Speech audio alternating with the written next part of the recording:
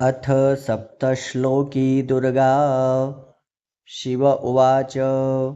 ॐ देवी त्वं भक्तसुलभे सर्वकार्यविधायिनी कलौ हि कार्यसिद्ध्यर्थम् उपायं ब्रूहि यत्नतः।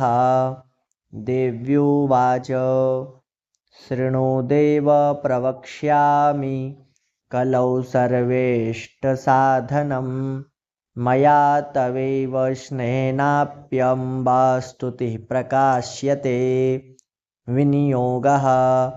ॐ अस्य श्रीदुर्गा सप्तश्लोकी स्तोत्रमन्त्रस्य नारायण ऋषिः अनुष्टुप् छन्दः श्रीमहाकाली महालक्ष्मी महासरस्वत्यो देवताः श्रीदुर्गाप्रीत्यर्थं सप्तश्लोकी दुर्गापाठे विनियोगः। ॐ ज्ञानिनामपि चेतांसि देवी भगवती हि सा बलादाकृष्य मोहाय महामाया प्रयच्छति। दुर्गे स्मृता हरसि भीतमशेषजन्तोः स्वस्ति स्मृता मतिमतीव शुभां ददासि।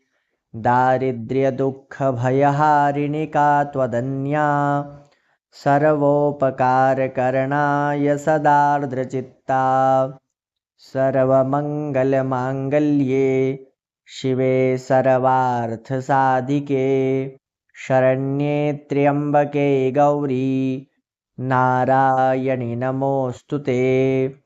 शरणागतदीनार्त परित्राणपरायणे सर्वस्यार्तिहरे देवी नारायणि नमोऽस्तु ते। सर्वस्वरूपे सर्वेशे सर्वशक्तिसमन्विते भयेभ्यस्त्राहि नो देवी दुर्गे देवी नमोऽस्तु ते।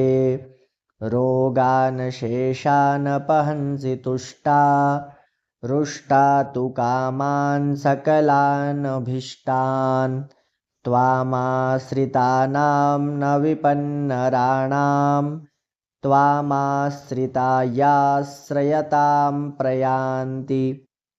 सर्वबाधाप्रशमनं त्रैलोक्यस्याखिलेश्वरी एवमेव त्वया कार्यम् अस्मद्वैरिविनाशनम्।